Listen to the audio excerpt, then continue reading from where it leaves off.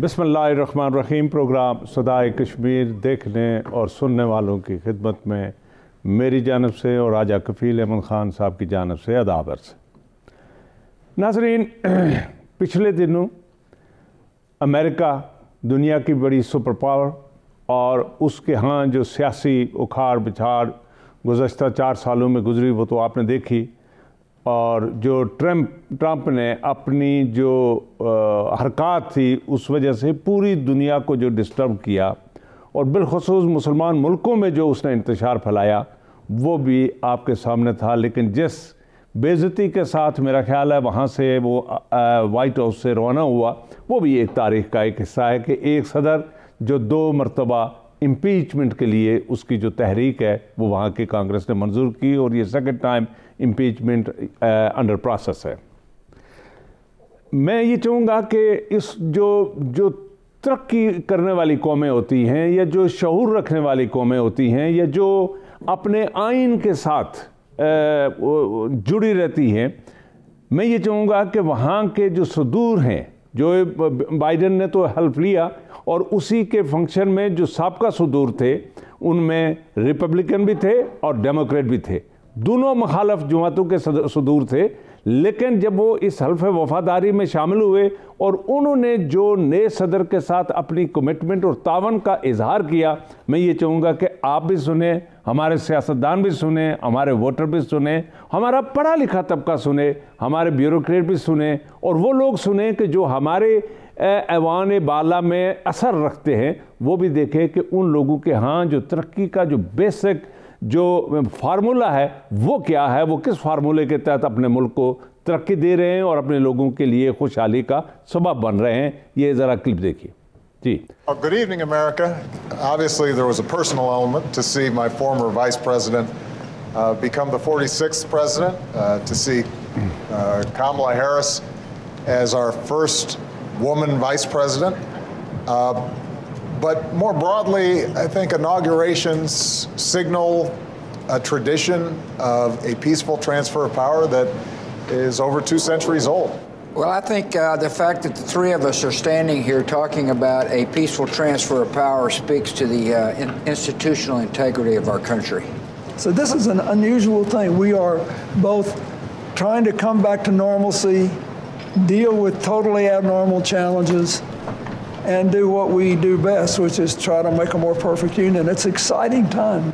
We've got to not just listen to folks we agree with, but listen to folks we don't. And you know, one of my fondest memories of the inauguration was the grace and generosity that President Bush showed me and Laura Bush showed Michelle, and it was a reminder that we can have fierce disagreements and yet recognize each other's common humanity, and that as Americans we have more in common than what separates us. I think if Americans would love their neighbor like they would like to be loved themselves, a lot of the division in our society would end. That's what this means. It's a new beginning, and everybody needs to get off their high horse and reach out to their friends and neighbors. नाज़रीन, ये president Obama, president Bush और president bill Clinton के ख्यालात थे और तीनों ने अपने अपने ख्यालात, अपनी अपनी पार्टियों को, अपने सियासी नुक्ता नज़र को और सियासी अपनी माजी को सामने रखते हुए अपने ख्यालात का इज़हार किया। लेकिन तीनों ने ये कहा कि हमें अपने मुल्क की लार्जर इंटरेस्ट में, अपने अवाम की खुशहाली के लिए हम एक दूसरे के साथ तावन करेंगे और एक दूसरे के साथ हाथ मिलाकर आगे चलेंगे। और नए सदर जो बाइडन जो हैं उनको जहाँ जहाँ हमारी ज़रूरत होगी हम उनके साथ कदम मिलाकर आगे चलेंगे और हमारा तावन नए सदर को हासिल होगा। क्या हमारे यहाँ क्या पीपल्स पार्टी वाले और मुस्लिम लीग नवाज़ और जितने भी बड़े ये सियासी हमारे मौलाना साहब हैं, फजलुर रहमान साहब, ये सारे अगर ये उनकी इस अमल को और इन प्रेसिडेंट्स, ये तीनों प्रेसिडेंट्स के ख्यालात को सुनकर और हमारे जो सिटिंग प्राइम मिनिस्टर हैं अगर ये सुन सकें और इस पर गौर फरमा सकें कि दुनिया ने जो तरक्की की है वो किस तरह तरक्की की है कि एक दूसरे को वो तस्लीम करते हैं, एक दूसरे की सियासत को वो तस्लीम करते हैं और उनके सामने जो प्राइम जो नुक्ता नज़र होता है वो मुल्क की खुशहाली, अवाम की खुशहाली होती है। नाजरीन, ये अमेरिका का एक क्लिप था छोटा सा, और वहाँ की तरक्की के हवाले से जो हम आप तक जो बात पहुँचाना चाहते हैं कि उस कौम ने कभी भी तरक्की नहीं की जो एक दूसरे की इज़्ज़त नफ्स का ख्याल नहीं रखते, एक दूसरे का एहतराम नहीं करते, और एक अपनी जो मुल्क की खुशहाली और अवाम की खुशहाली के लिए वो दिन और रात एक दूसरे के साथ मिलकर आगे नहीं चलते। हमारे यहाँ बदकिस्मती का ये आलम है कि हमारी जो भी जमात बरसरे इक़्तिदार आई उसने माजी को लेकर मुस्तकबिल को तबाह कर दिया, और इसी तरह हमारे जब जनरल मुशर्रफ आए थे बेहतरीन इनिशिएटिव लेकर उन्होंने आगे बढ़ने की कोशिश की, लेकिन माजी को लेकर उन्होंने इस जो NROs किए, जो भी उन्होंने कदम बढ़ाए, वो अपने मुखालफिन को हराने और उनको बेइज्जत करने के लिए वो तरीके आजमाए। और इसी तरह फिर नवाज शरीफ और इसी तरह पीपल्स पार्टी आई, तो इन सब ने एक ही जैसे सिमिलर तकरीबन एक ही जैसे इक़दाम किए जिसकी वजह से ये मुल्क हमारा तरक्की नहीं कर सका। और आज सिटिंग प्राइम मिनिस्टर जो हैं, इनके लिए ये लम्हा फ़िक्रिया है कि मैं अपने मुल्क को खुशहाली की तरफ किस तरह टर्न अराउंड करूं, और इन लोगों के साथ जो मुखालिफिन हैं उनके साथ वो जो उनके जो करप्शन के केसेस हैं उनको जारी और सारी रखते हुए उनके साथ हाथ मिलाकर आगे कैसे चला जा सकता है। इसलिए कि ये सब कुछ होने के बावजूद अब भी उनकी अक्सरियत काफ़ी जो लोग हैं वो पार्लियामेंट में बैठे हुए हैं। हमें उनकी जो सीटें हैं, उनको जो अवाम ने वोट दिए हैं, उनकी कदर और उनका एहतराम करना होगा। हमारे आज के इस प्रोग्राम में हमारे साथ जो मेहमान हैं जनाब राजा मंजूर हुसैन कियानी साहब हैं, ये साबिक सेक्रेटरी हैं। हमने ये चाहा कि इनको आज दावत दें और ये जानने की कोशिश करें अवाम कि आज़ाद कश्मीर 73 साल वहाँ की ब्यूरोक्रेसी किस तरह काम करती है, वो अगर चाहें तो किस तरह काम हो सकते हैं, वो अगर चाहें तो दयानतदारी किस तरह से वो अप्लाई कर सकते हैं, अपने जिस्मों पर कैसे अप्लाई कर सकते हैं, और अपने माशरे और वो अपने डिपार्टमेंट में कैसे अप्लाई कर सकते हैं, और उसके साथ ही वो काम कैसे कराने की जो हुनर है आज़ाद कश्मीर में, उसमें हमारा सियासतदान कितना इफ़ेक्टिव है और हमारा ब्यूरोक्रेट कितना इफ़ेक्टिव है, इस हवाले से भी बात करेंगे। लेकिन खुशखबरी ये है, और मैं समझता हूँ कि ये एक तरक्की, एक चेंज है कि हमारे लोगों ने मिलकर जनाब मंजूर हुसैन कियानी साहब को हल्का 5 के लिए नॉमिनेट किया है कि आप हमारी दावत पर आज़ाद उम्मीदवार की हैसियत से आइंदा आने वाले इलेक्शन में असम्बली का जो हल्का इंतखाब है हल्का 5, उसमें हमारी तरफ से आज़ाद उम्मीदवार हैं और आप असम्बली का इलेक्शन लड़ें। तो हमने इन तमाम चीज़ों को सामने रखते हुए उनको आज दावत दी, हमारे स्टूडियो में तशरीफ़ रखते हैं। और राजा साहब, मैं सबसे पहले आपकी तरफ जाऊँगा कि ये जो पिछले दिनों पर्ल कॉन्टिनेंटल मुजफ्फराबाद में जो एक खूबसूरत हादसा हुआ, और हमारे सीनियर ब्यूरोक्रेट्स जो बैठे हुए थे, चीफ सेक्रेटरी साहब थे, उनके साथ सीनियर ब्यूरोक्रेट सेक्रेटरी सर्विसेज थे, और उनके साथ जो साबिक हमारा जो एक जानदार सियासतदान MLA था चौधरी मकबूल हुसैन, जो हादसा पेश है, ज़रा थोड़ी सी तफसीलात अपने नाजरीन को बताएं कि क्या हुआ ये। अच्छा, जो परसों रात को मुजफ्फराबाद PC होटल में वहाँ एक नाखुशगवार वाक़ा यानी पेश आया, जिसका वहाँ के सोशल मीडिया ने वहाँ उसको हर शख्स ने, आजकल आपको पता है कि हमारे आज़ाद कश्मीर सियासी महासमत है, तो जो यानी सियासी दुश्मनों ने उसको अपने अपने एंगल में इस्तेमाल करने की कोशिश की। तो असल वाक़ा ये है कि वहाँ जो हमारे साबिक MLA हैं वो चौधरी मकबूल, इस टाइम उनका तलब PTI से है, यानी वो चौधरी मकबूल साहब, मुजफ्फराबाद में PTI का फंक्शन था, तो फंक्शन के बाद वो रात को खाना खाने गए PC होटल में। तो वहाँ उनसे पहले चीफ सेक्रेटरी साहब हमारे और सेक्रेटरी सर्विस साहब, इनके कोई इस्लामाबाद से एक और मेहमान थे, तो ये वहाँ पे खाना खा रहे थे। तो चौधरी मकबूल साहब ने भी अपना खाना लेकर जाकर कहा कि आपके टेबल पे मैं भी बैठना चाहता हूँ, तो हम बैठ के बात करेंगे।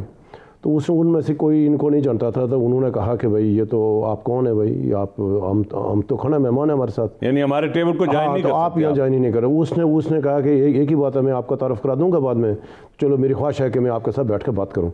इसी ऐसे में उनके आपस में तलखी हो गई और चीफ सेक्रेटरी साहब ने अपना स्कॉट बुला दिया यानी बाहर से, तो उन्होंने उसकी यानी वहाँ गिरफ्तारी को हुक्म जारी किया। वहाँ सिटी पुलिस भी आ गई, वहाँ उसको मकबूल साहब अरेस्ट हो गए, थोड़ी देर मेडिकल हुआ उनका, और अभी वो हवालात में हैं, वो अरासत में। तो बात सिर्फ खबर ये थी कि वहाँ बैरिस्टर सुल्तान मामूद साहब ये नहीं था, क्योंकि बैरिस्टर साहब दिन को वापस आ गए थे। और वो यानी उस टाइम जब ये वाक़ा हुआ था बैरिस्टर साहब इस्लामाबाद पहुँच चुके थे, यानी वक्फा था खासी वो इस्लामाबाद, तो वो उनको एक ऐसे मुनज़्ज़म किसी एक अपने ग्रोह ने उनको मसला। चौधरी यासीन साहब भी वहाँ सुना है आजकल मुजफ्फराबाद में उन्होंने डेरा लगाया हुआ है, वहाँ मकान लेकर वहीं वो आराम फरमा रहे हैं, और मेरा ख्याल है कि कैपिटल में बैठ कर सियासत करेंगे या किस तरह? देखा चौधरी यासीन साहब अपोजिशन लीडर हैं, और यानी पीसी वहाँ जाने से पहले यानी चौधरी मकबूल साहब यासीन साहब के घर पे थे, तो वहाँ से वो गए वहाँ पे। लेकिन आप यूँ कि चौधरी यासीन साहब आपको पता है इस टाइम अपोजिशन लीडर हैं। हमने अपने कई प्रोग्रामों में भी कहा कि भाई जो इस वक्त जो आज़ाद कश्मीर हुकूमत और अपोजिशन है, जो हुकूमत के इक़दाम हैं यानी गुज़श्ता आप यूँ के 5 साल हो गए, तो अब वो अपोजिशन वो किरदार अदा ना कर सकी कि जो यानी आवाम के अंदर होना चाहिए था, जो हुकूमत के इक़दाम से 13वीं आइनी तरमीम हो, हाँ ये जो अभी हेल्थ पैकेज आया ये वाला हो, फिर यानी बेशुमार जो एजुकेशन पैकेज आया, यानी इन वो सारे काम जो अपोजिशन का एक रोल होना चाहिए था, यानी माशरे की बेहतरी के लिए हुकूमत के गलत इक़दाम में जो आवाम की हमायत में, तो वो ना कर सके। अभी जो आटे का बहरान हुआ वहाँ भी नहीं कर सके ना, तो ये हुआ कि जो अपोजिशन है वो ब्रेक के लिए कहा जा रहा है, और छोटा सा ब्रेक लेने के बाद हम वापस आएंगे तो हम क्या निसाब से इब्तिदा करेंगे कि इनका सियासत में आना और बाहसियत सेक्रेटरी ये जो रिटायर हुए गवर्नमेंट ऑफ आज़ाद कश्मीर से अपना वो तजर्बा और अवाम तक इनकी सक्सेस स्टोरी ये पहुँचाने के लिए हम ये चाहेंगे कि इनसे गुफ्तगू करेंगे। Stay with us please.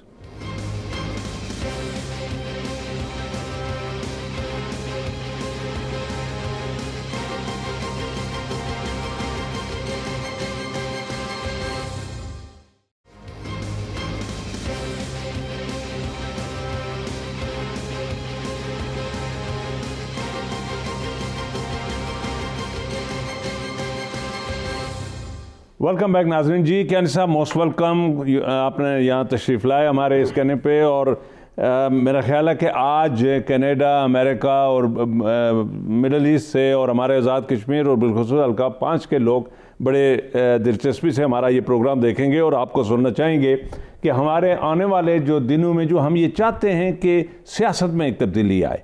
लेकिन उससे पहले मैं आप चूँकि आप DC भी रहे हैं, आपने बस ये AC मेरा ख्याल है या तहसीलदार से आपने? मैं तहसीलदार नहीं बल्कि मैं बतौर AC भर्ती हुआ था। बतौर AC भर्ती हुए और AC से आपने ग्रो करके तो आप सेक्रेटरी रिटायर हुए। हमें ये बताएंगे, मैं DC के से शुरू करता हूँ कि DC जो होता है वो डिस्ट्रिक्ट का गवर्नर होता है, वो गवर्नमेंट को रिप्रेजेंट करता है, वो गवर्नमेंट का फेस होता है। और अगर DC ये चाहे कि गवर्नमेंट के लिए या वहाँ लोकल जो लोगों के मसाइल होते हैं, मैं चाहूँ कि 80% ख़त्म करूँ तो वो 80% लोगों के मसाइल हल कर सकता है। और वो जो छोटी छोटी इरिटेंट्स जो होती हैं, छोटे छोटे मसाइल जो होते हैं, केसेस जो होते हैं, और अगर ये DC चाहे तो रोज़ लोगों को 11 से 12 बजे या 10 से 11 बजे अपने दफ्तर में लोगों से मिल सकता है और उनके मसाइल हल कर सकता है। और गवर्नमेंट का मैसेज जो है वो आवाम तक पहुंचा सकता है और आवाम का मैसेज जो है वो गवर्नमेंट तक पहुंचा सकते हैं। इस हवाले से आप बात DC, आपका क्या तजुर्बा है जी? बिस्मिल्लाहिर्रहमानिर्रहीम। गिरदार जी साहब, आपका बहुत शुक्रिया, आपने मुझे अपने चैनल पे आके तो बात करने की दावत दी, इसके लिए मैं बहुत शुक्रगुजार हूँ आपका। बात यह है कि हुकूमत जो है वो 2 किस्म के लोगों से चलती है, कोई भी हुकूमत हो। ये जो सेटअप बना हुआ है, एक तो ये होता है कि जो पॉलिटिकल ऑफिस बियरर्स यानी पॉलिटिशियंस, जब वो मुंतखब होकर तो अपना पॉलिटिकल ऑफिस होल्ड करते हैं, चाहे वो प्राइम मिनिस्टर हों या मिनिस्टर हों जी, या मेंबर ऑफ लेजिस्लेटिव असेंबली, या आप कहें कि दूसरे सूबों में जिस तरह से MNA MP होते हैं, ये सूरत होती है। दूसरा जो पहिया होता है, जो मैं ये समझता हूँ कि वो रीढ़ की हड्डी है, कि वो ऐसे लोग होते हैं कि जिन्होंने उम्र के 60 साल तक हुकूमत के जो काम है कानून और कायदे के मुताबिक वो निभाने होते हैं। और जो पॉलिटिकल लोग होते हैं जब वो हुकूमत में आते हैं तो उनको बताना होता है कि ये रूल्स हैं। चूँकि सारे लोग जो है वो उस तरह उनका पॉलिटिकल इतना तजर्बा भी नहीं होता, ना कि ना उन्होंने पॉलिटिकल ऑफिस को होल्ड किया होता है पहले, तो वो ब्यूरोक्रेट ही उसको सिखाता है। ब्यूरोक्रेट जो है बल्कि लिख के भी देता है कि जनाब यहाँ ये मैंने लिख दिया है, ऑर्डर हो रहा है, आप यहाँ कोगी मार दें वगैरह वगैरह। जिस तरह उसमें ये होता है कि बाकायदा रूल्स ऑफ बिजनेस है जी, उसमें मिनिस्टर के इख्तियारात क्या होते हैं, क्योंकि आपको पता है डिपार्टमेंट्स होते हैं हर गवर्नमेंट में जी, और उनको जो है वो मिनिस्टर्स जो हैं वो हेड करते हैं जी बिल्कुल। और जो बाज़ मामला तो बल्कि अक्सर मामला जो मिनिस्टर साहिबान जो हैं वो उन तक ही जाके ख़त्म हो जाते हैं और फाइलें उन तक जाती हैं, लेकिन काफ़ी सारे मामला ऐसे भी होते हैं जो को प्राइम मिनिस्टर के पास जाते हैं। जी। तो इस दौरान जो ब्यूरोक्रेसी का जो काम है वो रूल्स और रेगुलेशंस के मुताबिक, रूल्स ऑफ बिज़नेस के मुताबिक जो भी मामलात हैं फ़ाइल के ऊपर अपने नोट की सूरत में जो है वो मिनिस्टर तक पहुँचाते हैं, मुतल्लिका मिनिस्टर तक। और बाज़ दफ़ा ऐसे होता है कि मिनिस्टर साहिबान जो हैं वो ये समझते हैं कि शायद ये ब्यूरोक्रेसी जो है ये कोई हमारे काम में रुकावट बन रही है। हालांकि ऐसी बात नहीं होती। बात ये होती है कि जो कानून और कायदा है, ब्यूरोक्रेट इस बात का पाबंद होता है कि वो अब कानून और कायदे के मुताबिक ख़ुद भी चले और जो है वो अपने जो सीनियर है यानी जो मिनिस्टर होता है किसी डिपार्टमेंट का, उसको भी कानून और कायदे के बारे में जो है वो मुतला करे, इतला दे बाकायदा रिटर्न। और हर फाइल जो है उसके ऊपर नोट कानून कायदे के मुताबिक ही जाता है। बहुत कम ऐसे होता है कि कोई कानून कायदे के बगैर कोई इस तरह से करे। तो ये तो एक ये सूरत है। दूसरा जो है जो बड़ा जो अहम बात ये है कि जो ब्यूरोक्रेट्स होते हैं वो कानून कायदे की रोशनी में और हुकूमती जो पॉलिसी है, जो प्राइम मिनिस्टर है या कैबिनेट है, उसकी उनकी जो पॉलिसी होती है उस पॉलिसी को इम्प्लीमेंट करते हैं। तो डेवलपमेंट का जहाँ तक तल्लक है, आज़ाद कश्मीर 73 ईयर्स हो गए, उस तरह से डेवलप नहीं हो सका जिस तरह से होना चाहिए। ये कानून और कायद के नज़र हो गए ये सारे डेवलपमेंट और ये सारे मामला फाइलों के नज़र हो गए? ऐसी बात नहीं, क्या वजह? ऐसी बात नहीं, काम भी बहुत हुए, डेवलपमेंट भी बहुत हुई है। अगर आप देखें तो जो 47 से पहले या सून आफ्टर 47 जो हमारी हालत थी और उसको और आज को अगर आप मिलाएं तो काफ़ी तरक्की हुई है, इसमें कोई शक नहीं है कि हमारे यहाँ स्कूल कोई नहीं था। एक कॉलेज हमारा सिर्फ एक मीरपुर में एक डिग्री कॉलेज था और कॉलेज कोई नहीं था। फिर बाद में रावलाकोट जो है वो इंटर कॉलेज था। तो इस तरह से बाकी जो चीज़ें देखें, रोड देखें, बाकी चीज़ें देखें, हुआ है। अच्छा राय साहब, चूँकि मुख्तसर हमारे पास काम बड़ा मुख्तसर होता है, मैं टू वेरी प्रिसाइज, आप डिप्टी कमिश्नर भी रहे। डिप्टी कमिश्नर जो डिस्ट्रिक्ट में रहता है, अगर वो ये चाहे कि लोग मेरे डिस्ट्रिक्ट के 80% मसाइल या 90% या 50% मसाइल रिड्यूस हो जाएं, लोगों के मामला हल हो जाएं, उन तक फैसिलिटेशन जो है वो पहुँचाए जाए आराम से, क्या ख्याल है कि वो अच्छा डीसी जो है वो गवर्नमेंट का सही आर्म नहीं होता, बाजू नहीं होता, वो फेस नहीं होता कि वो लोगों के मसाइल हल करे और वो लोगों से मिले और उनके मसाइल जो कॉम्प्लिकेटेड मसाइल हैं वो गवर्नमेंट तक पहुँचाए? बिल्कुल आपका बजा फरमाना है। डिप्टी कमिश्नर जो होता है वो हुकूमत का नुमाइंदा होता है और उसका रब्ता बराह रास्त हुकूमत से यानी प्राइम मिनिस्टर से और बाकी जो हुकूमती जो कैबिनेट है उसके साथ होता है। और अगर वो अपने फ़राइज़ अच्छे तरीके से अंजाम दे तो लोगों की बहुत सारी मुश्किलात जो है हल हो सकती हैं।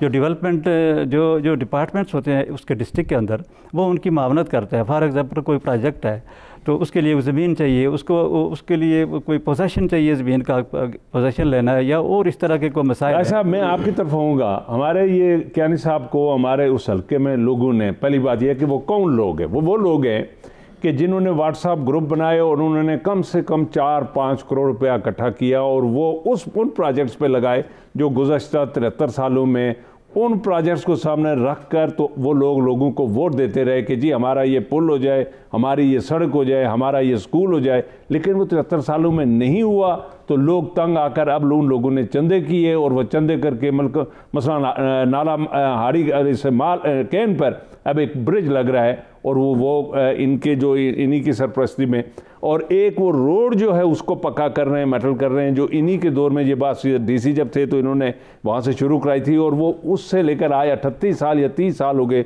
वो रोड उसी तरह पड़ी हुई थी तो लोग अब उसको पक्का कर रहे हैं। इसी तरह से रास्ते, इसी तरह स्कूल थे। तो उसी व्हाट्सएप ग्रुप ने फिर कहा कि आइंदा हल्का 5 में हम अपना नुमाइंदा कोई नॉमिनेट करते, तो उन्होंने एक लंबा एक्सरसाइज करके तो किया। आपका क्या ख्याल है, क्या आपके हल्के में भी आज़ाद कश्मीर के दीगर हल्कों में इस तरह से कोई हेल्दी एक्सरसाइज शुरू हो सकेगी? शाह साहब, जैसे आपने कहा था कि जो डीसी होता है जी, या जो हमारी ब्यूरोक्रेसी है कि ये इसका क्या किरदार है जो हमारी रियासत की तामीर तरक्की में। तो अब हमारी बदकिस्मती ये रही कि शाह साहब के 1992 में हमारे आखिरी बल्दियाती इलेक्शन हुए तो जो 96 में थे नहीं हो सकता था। जो किरदार मुंतखब नुमाइंदे लोकल सतह पर होना चाहिए, छोटे छोटे इशूज़ उन्हें जिन मसाइल की आप निशानदेही करते हैं, किसी को सड़क चाहिए था, किसी को खंबा चाहिए था, पानी चाहिए था, छोटे छोटे तो वो जो लोकल यानी नुमाइंदों ने करना था, अपने MLA को सपोर्ट करे, वो हम बल्दियाती इलेक्शन न करा सके। और हमारी सबसे बड़ी नाकामी हो गई कि वहाँ जब ज़िली गवर्नमेंट निज़ाम नहीं हुआ तो सारा बोझ पड़ा DC को।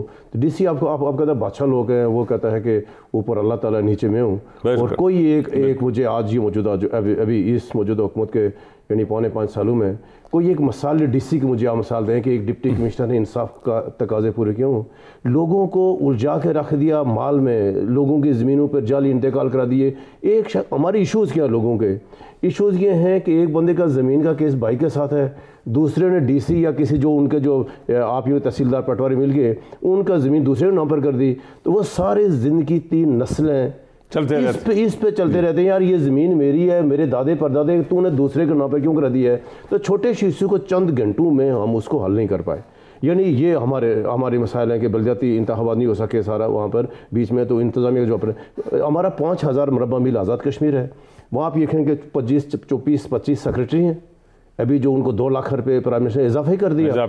और बेताशा मरात हमारे पास फार्चून गाड़ियाँ, आप जो आज़ाद कश्मीरी गाड़ियाँ जब हमारे सेक्रेटरीज लेकर कश्मीर उस आते हैं तो इस्लामाबाद वाले कहते हैं, रश करते हैं, यार काश मैं भी आज़ाद कश्मीर का सेक्रेटरी होता, मैं भी कोई वहाँ कमिश्नर होता। आप सिर्फ कमिश्नर की गाड़ी देखें, आप वो देखें कि ये छोटे से खित्ते के आपने कहा था कि अगर ये ब्यूरोक्रेसी हमारे इंसाफ के तकाजे पूरे करते तो हम इसको स्विट्जरलैंड का पूरी दुनिया का मॉडल स्टेट बना सकते। लेकिन इसलिए नहीं हो सका कि हमारा ब्यूरोक्रेट के सुबह से शाम तक चंद लोगों के अलावा अच्छे भी लोग हैं, उसकी सुबह से आके मेरी तकरीर अच्छी जगह पे हो, मुझे गाड़ी नवी मिले और मुझे महकमा अच्छा मिले, बस इसके अलावा उसका पूरे प्रोसेस में नहीं। आप ये देखो हमारी एग्रीकल्चर क्या निसाब का, जो हमारी पहली एग्रीकल्चर थी, सेक्रेटरी मिनिस्टर मौजूद है, एग्रीकल्चर सेक्रेटरी मौजूद है, पूरा सिस्टम एग्रीकल्चर हमने कहाँ पहुँचा दी। हमारे एजुकेशन है, दो वजारतें हैं, कॉलेजेस और स्कूल अलग हो गए, कितनी बड़ी ब्यूरोक्रेटी की लाट है, सब मिनिस्टर से लेकर हमने एजुकेशन को कहाँ पहुँचा दिया। आप हेल्थ में कोई एक शोबा मुझे आज़ाद कश्मीर बता दें, 5000 मरबा मील का हमारा खिता है, कोई एक शोबे को हमने आज ये यहाँ पे ले हुआ कि जो हमारे 21वीं सदी के तकाजे यानी पूरे कर पा रहे हो। अब आते हैं आपकी सवाल की तरफ से कि जो क्या निसाब को हल्का पहुँच के लोगों ने, तो बदकिस्मत की आज़ाद कश्मीर में एक और जो हमारी सबसे बड़ी जो है कि पसमानदगी की वजह है बरादरीज़म, कि हमने अब यानी गुज़श्ता 15 सालों से और हमने इसको कहा कि हमने इसको अपना मज़हब बना दिया है। उस अहलियत पे सवाल नहीं होता, उसकी काबिलियत पे क्वेश्चन नहीं होता। अगर वो कोई किसी बरादरी से है, उसकी अक्सरियत है, वो अच्छा है, बुरा है, डाकू है, चोर है, इससे कोई गर्ज नहीं है। बड़ी बरादरी से असम्बली में जाएगा, जो असम्बली जाकर वो करतूत करेगा सबको पता है। अभी तो आपकी आला सदर में जजिस बरादरी को बुनियाद पर करोगे शाह साहब, ये हम किस माशरे में रह रहे हैं। तो आप जब ये बुनियाद लेके जाएंगे, आपकी सियासत की बुनियाद बरादरी के ऊपर आएगी, आपके ब्यूरोक्रेसी में आपका DC, आपका SP सब बरादरियों के बाद जब हम वापस आएंगे तो क्या निसाब से ये पूछेंगे कि हल्का 5 के लिए इनके जहन में उस इलाके के लिए क्या कॉन्सेप्ट है, क्या मंशूर है, ये किस तरह से वहाँ इब्तिदा करेंगे। अल्लाह करे कि असम्बली में 5 जाएँ, और अगर ये असम्बली में 5 गए, मुझे हम दुआ कर सकते हैं, हम वोट दे सकते हैं, लेकिन बहरहाल हमारा हल्का 5 बहुत बड़ा हल्का है और बड़े मसाइल हैं उसके। तो उस हवाले से हम तफसीलन बात करेंगे। Stay with us please.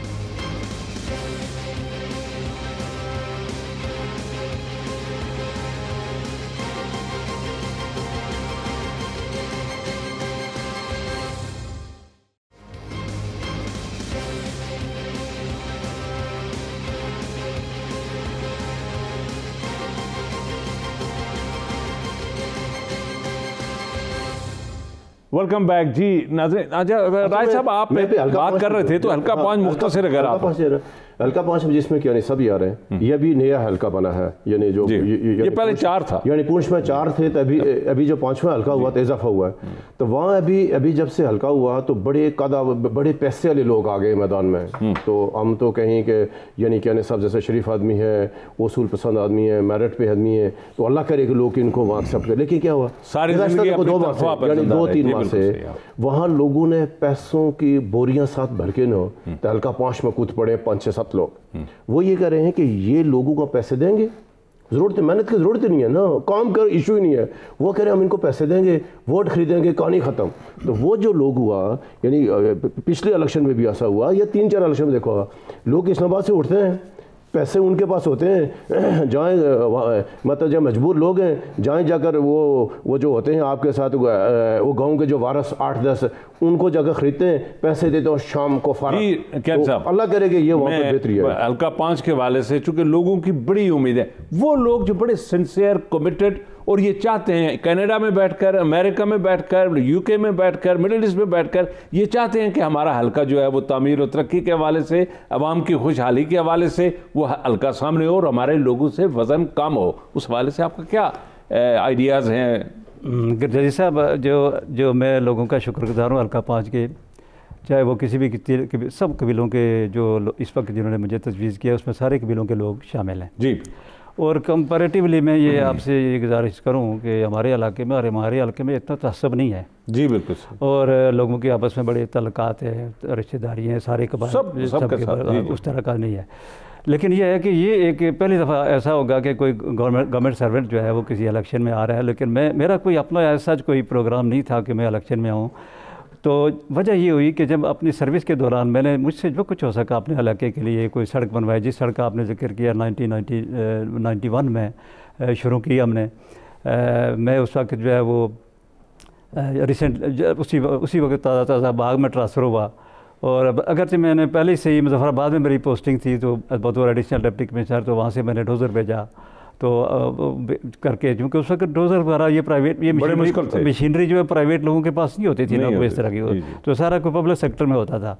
तो वहाँ से हमने ये सड़क शुरू की 12 किलोमीटर। लेकिन मुझे अफसोस है कि जितने भी लोग रहे उन्होंने कोई उस तरीके से, आज 30 साल का अरसा गुजर गया, आप देखें आज 2021 चढ़ गया और आज तक वो सड़क जो है वो मुकम्मल नहीं हो सकी थी। और मैं दाद देता हूँ उन लोगों को जो आज तक इस प्रोजेक्ट के साथ चिमटे रहे, अपनी जेबों से खर्च करते रहे, ख़ासतौर पर जो हमारे बैरून मुल्क हमारे जो अजीज़ हैं, हमारे बच्चे हमारे भाई हैं, तो उनका इसमें बहुत ज़्यादा कंट्रीब्यूशन है। और लोगों ने अपनी जेब से और अपने हाथों से काम करके 12 किलोमीटर सड़क निकाली और बड़ी इंपॉर्टेंट सड़क है जिससे कम से कम 40 से 50 हज़ार लोग मुस्तफ़ीद हो रही है और तकरीबन 8-10 गाँव इससे 7-8 गाँव जो इससे मुस्तफ़ीद हो रहे हैं। लेकिन ये देखें आप, अब जो बात ब्यूरोक्रेसी की हो रही थी, ब्यूरोक्रेट्स जो होता है हुकूमत की पॉलिसी इंप्लीमेंट करनी होती है। अब जो प्रोजेक्ट्स देते हैं, प्रोजेक्ट की मंजूरी जो है वहाँ का जो MLA है और वो जो है ना उसकी सिफारिश के ऊपर जो है वो गवर्नमेंट जो है वो मुतलका अथॉरिटी वो जो देती है। तो मुतलका MLA साहिबान इससे पहले जितने भी रहे हैं, मैं आपको बताऊं कि उस तरीके से उस तरह से हमारे इलाके में कोई उनकी कंट्रीब्यूट नहीं कर सके।